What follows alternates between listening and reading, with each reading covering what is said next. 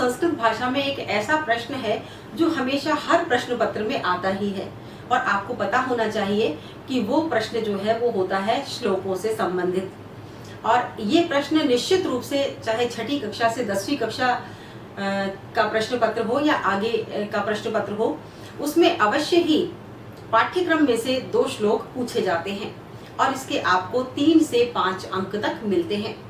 अब अधिकतर बच्चे साल भर तक श्लोक याद करते हैं, लेकिन फिर भी परीक्षा में वो 2 श्लोक अच्छी तरह से नहीं लिख पाते हैं और इसमें उनके अंक कहीं ना कहीं कुछ ना कुछ कट जाते हैं। तो ऐसा क्यों होता है? तो मैं आपको आज 2 श्लोक लिखने की एक ऐसी ट्रिक बताऊंगी कि आपको मुश्किल से 4 ही श्लोक याद करने पड़ेंगे और पूरे पाठ्यक्रम को आपको देखने की आवश्यकता नहीं है। मात्र 4 श्लोक आप याद करेंगे और निश्चित रूप से आपको जो परीक्षा में 3 अंक प्राप्त होने हैं या 5 अंक प्राप्त होने हैं, 5 अंक अर्धवार्षिक परीक्षा में और 5 अंक वार्षिक परीक्षा में, कभी कभी 3 अंक का भी ये प्रश्न दिया जाता है। तो 3 अंक निश्चित रूप से वार्षिक परीक्षा में और 3 अंक निश्चित रूप से अर्धवार्षिक परीक्षा में, और इसके अलावा मौखिक परीक्षाओं में भी इससे अंक आपको प्राप्त हो सकते हैं। तो 4 श्लोक ही आपको याद करने होंगे और इसके अलावा आपको किसी अन्य श्लोक को याद करने की और अभ्यास करने की आवश्यकता नहीं पड़ेगी। तो चलिए इस संदर्भ में हम बात करते हैं। हम आज ले रहे हैं कक्षा 10 के जो ये पाठ्य पुस्तक है स्पंदना, इसमें से श्लोक। तो सबसे पहले जैसे कि आप समझते हैं कि किसी भी श्लोक को याद कर लिया जाए तो वो हमारे परीक्षा के प्रश्न पत्र में जब हम उत्तर लिखते हैं तो लिखने के काम आएगा। और अगर आपने पूरी पाठ्य पुस्तक में से 2 या 3 श्लोक याद कर लिए तो आप निश्चित रूप से 3 से 5 अंक प्राप्त कर लेंगे। लेकिन ऐसा नहीं होता है। होता क्या है कि आपने एक श्लोक पहले पाठ से याद कर लिया, दूसरा श्लोक आपने 12वें पाठ से याद कर लिया, तीसरा श्लोक आपने 10वें पाठ से याद कर लिया। इस तरह से आपने 3 श्लोक याद कर लिए। अब ऐसा भी हो सकता है कि प्रश्न पत्र जब आपके सामने आए तो वो तीनों श्लोक, किसी श्लोक का अनुवाद पूछ लिया जाए, किसी श्लोक को उदाहरण के रूप में दे दिया जाए, किसी श्लोक को रिक्त स्थान के रूप में दे दिया जाए और वो तीनों श्लोक आपके प्रश्न पत्र में दे दिए गए हैं। अब आप सोचते हैं कि ये 3 ही श्लोक मैंने याद किए थे और अब तीनों श्लोक प्रश्न पत्र में आ गए तो मैं अब कौन सा लिखूं? क्योंकि निश्चित रूप से जो आपने श्लोक याद किए हैं लिखने के लिए वो प्रश्न पत्र में जब आ गए हैं तो अगर आप वो श्लोक लिख देते हैं तो निश्चित रूप से आपको अंक प्राप्त नहीं होंगे। अब आप उस समय विचार में पड़ जाते हैं और आपको लगता है कि आपकी मेहनत बेकार गई और आपने जो ये 3 श्लोक लिखे याद किए थे वो आपके किसी भी काम नहीं आए। तो चलिए हम आपको 4 श्लोक याद करने का तरीका बताते हैं। जैसे कि आप पहला पाठ आप देख रहे हैं जय सुर भारती, तो कई बच्चे इसमें से भी 2 पंक्तियां 4 पंक्तियां याद कर लेते हैं। तो इसमें से आपको कोई पंक्ति याद नहीं करनी है क्योंकि ये पूरा एक गीत की तरह है, एक प्रार्थना है, पूरा एक गीत है। इसको श्लोक में नहीं लिया जाता है और इसको आप नहीं याद करें, इसे आप पूरा का पूरा ही छोड़ दीजिए। श्लोकों के रूप में आपको इसे याद नहीं करना है। इसके बाद आपका आता है वाक केली 5वें नंबर का पाठ। ये भी सारे श्लोकों से ही भरा हुआ पाठ है। बहुत सारे श्लोक हैं इसमें, बहुत ही इंटरेस्टिंग भी है। लेकिन क्या है कि इसमें कुछ ऐसे शब्द दिए हुए हैं जिन शब्दों को आप याद नहीं रख पाएंगे। एक पहेली के रूप में है सारे श्लोक और इनमें से आप याद नहीं रख पाएंगे। तो मेरा मानना है कि आप इसे भी छोड़ दीजिए। 5वें पाठ में से भी आप कोई श्लोक याद मत कीजिए। इसके बाद एक ये आता है आपके 12वां पाठ है मरु सौंदर्यम। इसमें भी श्लोक तो बहुत अच्छे हैं और कुछ श्लोक सरल भी हैं, लेकिन मुझे ऐसे कोई 4 श्लोक इसमें एक साथ नहीं दिख रहे जो कि बिल्कुल सरल हों और जिन्हें आप आसानी से याद कर लें और लिखते समय उनमें एक शब्द की भी गलती ना हो। क्योंकि बच्चों जब आप एक शब्द की भी गलती नहीं करते, एक अक्षर की भी गलती नहीं करते, एक विसर्ग की हलंत की भी गलती नहीं करते हैं और स्पष्टता पूर्वक 2 श्लोक लिखते हैं, तब आपको पूरे 3 या 5 अंक प्राप्त होते हैं। अगर आप उनमें गलतियां करते हैं तो निश्चित रूप से आधा 1 नंबर कट जाता है, जो कि अनावश्यक है, आपका नहीं कटना चाहिए और उससे आपकी परसेंटेज पे बहुत गहरा असर पड़ता है। तो 12वें नंबर के पाठ में से भी मैं आपको सलाह नहीं दूंगी कि इसमें से आप कोई श्लोक लिखने के लिए याद करें। इसके बाद देखिए और कोई श्लोक का पाठ नहीं है। एक 10वां पाठ है जो आपका श्लोक का पाठ है। इसके अलावा आपका ये जो जय सुर भारती पाठ आ गया। इसके बाद आपका वाक्यली आ गया, दोनों ही आपको नहीं करने हैं। और ये जो भारत वैभवम पाठ है, ये भी आपका पद्य का पाठ है, लेकिन इसमें से भी आपको नहीं करना है क्योंकि इसमें भी आप गलतियां बहुत करेंगे। अब आपका आता है 10वां पाठ सुभाषित रत्नानी। ये पाठ जो है पूरा पाठ श्लोकों से भरा हुआ है। इसमें आपके कुल जो श्लोक दे रखे हैं वो है 15 श्लोक, और 15 ही श्लोक इसमें बड़े ही सरल श्लोक दे रखे हैं।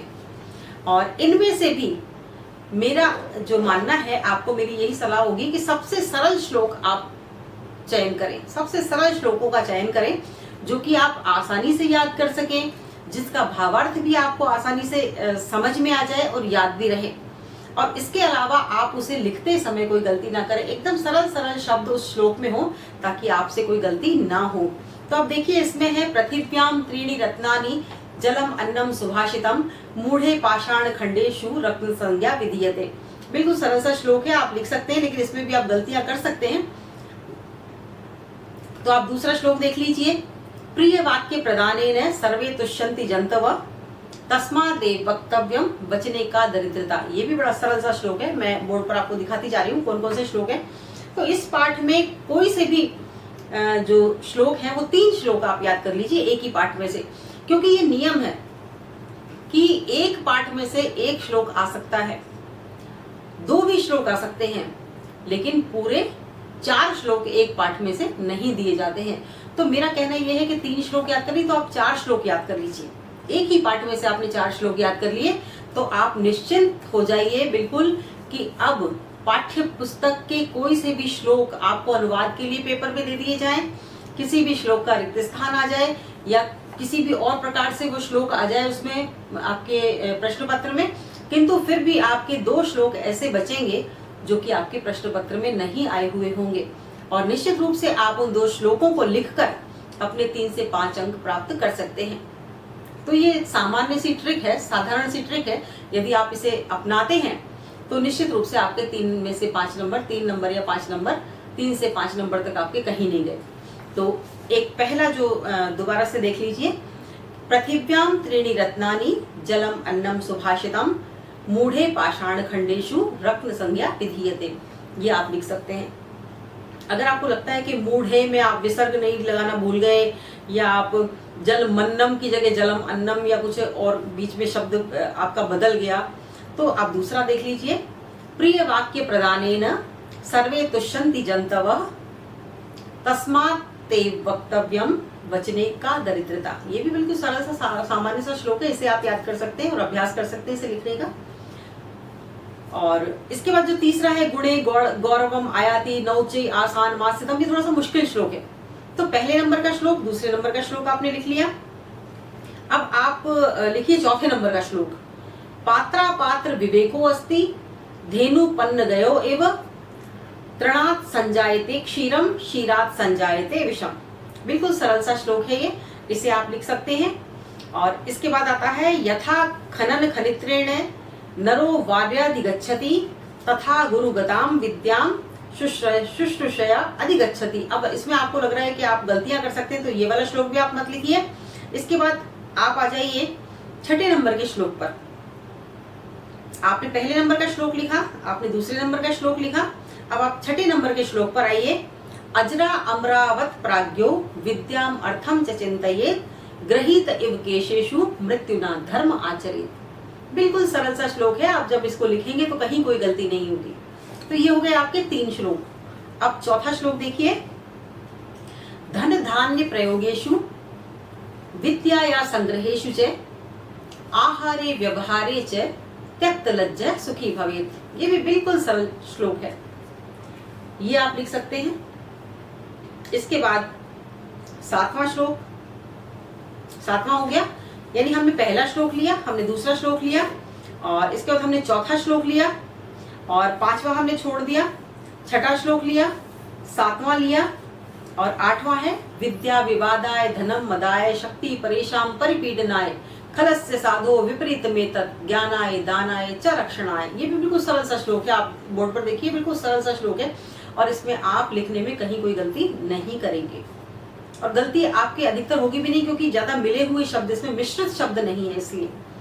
और इसके बाद जो श्लोक है उसको आप ये छोड़ दीजिए, परश्चित्राणी पश्यति, आप नहीं समझ पाएंगे, थोड़ा सा कहीं ना कहीं एक शब्द की गलती हो जाएगी इसमें। तो अब आप ले लीजिए 11वें नंबर का श्लोक। 11वें नंबर का श्लोक, परोक्षे कार्य हंतारम प्रत्यक्षे प्रियवादिनाम वर्जेत एतादृशम मित्रम विषकुंभ पयोमुखम। बहुत ही सरल श्लोक है, आप बोर्ड पर देख रहे हैं। परोक्षे कार्य हंतारम प्रत्यक्षे प्रियवादिनाम वर्जेत एतादृशम मित्रम विषकुंभ पयोमुखम। इसके बाद, क्योंकि इन सब श्लोकों में हमें हिंदी अनुवाद नहीं करना है, हिंदी के अर्थ नहीं लिखने, हमें मात्र श्लोक लिखना है, इसलिए मैं यहाँ हिंदी अनुवाद की चर्चा नहीं कर रही हूँ और सीधे ही हम श्लोक बता रहे हैं आपको। और यदि इनके आप अर्थ देखना चाहते हैं तो कक्षा 10 के 10वें पाठ का जो मैंने अनुवाद बताया है उसमें आप उसको दोबारा से सुन के इनके अर्थ आप देख सकते हैं। तो ये हो गए आपके 4 या 5 श्लोक। इसके बाद आप देखिए इसमें एक और 2 श्लोक और बहुत अच्छे दे रखे हैं, वो भी आप आसानी से लिख सकते हैं। ये श्लोक है, अहिंसा परमो धर्म, अहिंसा परमम तपम, अहिंसा परमम सत्यम, यतो धर्म प्रवर्तते।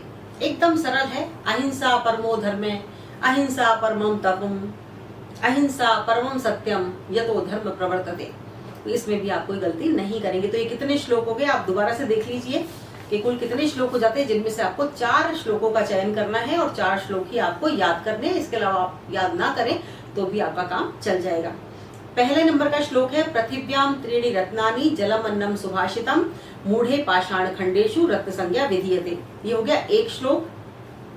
दूसरा श्लोक है, प्रिय वाक्य प्रदानेन सर्वे तुष्यन्ति जन्तव तस्मात् देव वक्तव्यम वचने का दरिद्रता। 2 हो गए। इसके बाद है चौथे नंबर का श्लोक, पात्रा पात्र विवेको अस्ति धेनुपन्न गयो एव तृणात् संजायते क्षीरम क्षीरात् संजायते विषम। ये हो गया। अब इसके बाद आगे आपके 6 नंबर का श्लोक, अजरा अमरावत प्राज्ञो विद्याम अर्थम च चिंतयेत गृहीत इव केशेषु मृत्युना धर्म आचरेत। ये हो गया। इसके बाद आपके 6 नंबर का आ गया, धन धान्य प्रयोगेषु विद्या संग्रहेषु च आहारे व्यवहारे च त्यक्त लज्जा सुखी भवेत। ये हो गया आपके 6 श्लोक। 6 के बाद 7वां आ गया आपका, विद्या विवादाय धनम मदाय शक्ति परेशान परिपीडनाय खलस्य साधो विपरीतमेतत् ज्ञानाय दानाय च रक्षणाय। ये हो गए 7। इसके बाद आप 8वां ले लीजिए, परोक्षे कार्य हंतारम प्रत्यक्षे प्रियवादिनाम वर्जेत एतादृशम मित्रम विषकुंभ पयोमुखम। ये हो गए 8। इसके बाद आप ले लीजिए, अहिंसा परमो धर्म, अहिंसा परमे तपे, अहिंसा परमम सत्यम यतो धर्म प्रवर्तते। तो ये हो गए आपके 9 श्लोक। कुल जो 15 श्लोक हैं इनमें से हमने 9 श्लोकों का चयन किया है और इन 9 श्लोकों में से भी आपको 4 श्लोकों का चयन करना है और वो 4 श्लोक ऐसे परफेक्ट आपको याद करने हैं, ऐसे परफेक्ट तरीके से आपको लिखने हैं ताकि लिखने में आपके एक अक्षर मात्र की भी गलती ना हो। और अगर आपके हलंत विसर्ग की और एक वर्ण मात्र की भी गलती इसमें नहीं होती है तो निश्चित रूप से जितने भी श्लोक के नंबर मिलते हैं वो आपको पूरे पूरे मिलेंगे। अर्धवार्षिक में भी 3 से 5 तक नंबर और वार्षिक में 3 से 5 नंबर। तो ये आपकी जो परसेंटेज बनती है उसमें आपके बहुत ही ज्यादा हेल्पफुल हो सकते हैं और आराम से होंगे। और इसी से अधिकतर हमारे जो मार्क्स हैं वो अच्छे से अच्छे मार्क्स परीक्षा में हमें मिलते हैं। और जो बच्चे ज्यादा नहीं पढ़ पाते हैं या ज्यादा अच्छी तैयारी नहीं कर पाते हैं और उन्हें ये लगता है कि मैं पास भी नहीं हो पाऊंगा, तो वो बच्चे अगर इस तरह से श्लोक तैयार कर लें। और कुछ और प्रश्न जिनकी चर्चा हम बाद में करेंगे, किसी अन्य वीडियो में हम करेंगे, किस प्रकार से बच्चे अपने अंक ला सकते हैं और प्रत्येक बच्चा पास हो सकता है संस्कृत विषय में। कहीं कोई ऐसा मुझे नहीं लगता कि कोई बच्चा परीक्षा में पास होने से रह जाए। तो अगले वीडियोस में आपको मैं कुछ ऐसी ट्रिक्स बताऊंगी, ऐसे कुछ क्वेश्चंस बताऊंगी जिनके नंबर फिक्स होते हैं और वो परीक्षा में जो प्रश्न आते हैं उन्हें प्रत्येक बच्चा आसानी से हल कर सकता है। यानी कि जो ये सोचता है कि मेरी बुद्धि कम काम करती है, या मैं कम पढ़ पाऊंगा, या मैं परीक्षा में पास नहीं हो पाऊंगा, वो बच्चा भी आसानी से उन प्रश्नों को हल करके परीक्षा में पास हो सकता है। तो ये हमने बताए कक्षा 10 के श्लोक, 9 श्लोक मैंने आपको बताए। आप इन 9 श्लोकों को याद कीजिए, 9 में से 4 श्लोकों को पक्के पक्के याद कीजिए और अपनी अभ्यास पुस्तिका में से लिख कर देखिए अच्छी तरह से। और लिखने के बाद पुनः आप पुस्तक खोलकर उन श्लोकों का मिलान अपनी पाठ्य पुस्तक से कीजिए।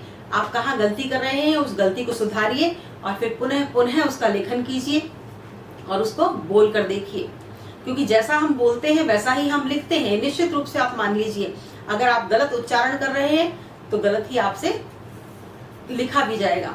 इसलिए आप परफेक्ट सही तरीके से उच्चारण कीजिए, एकदम सही उच्चारण कीजिए और सही लिखिए। और उसके बाद अपनी पाठ्य पुस्तक से उसका मिलान भी करते रहिए। तो ये निश्चित रूप से आपके श्लोक वाला क्वेश्चन है वो तैयार हो गया आपका। और आप निश्चित तौर पर ये समझ लीजिए कि परीक्षा में जब ये प्रश्न आएगा तो आप कक्षा 10 में श्लोक वाला ये प्रश्न पूरी तरह से करके पूरे अंक प्राप्त कर लेंगे।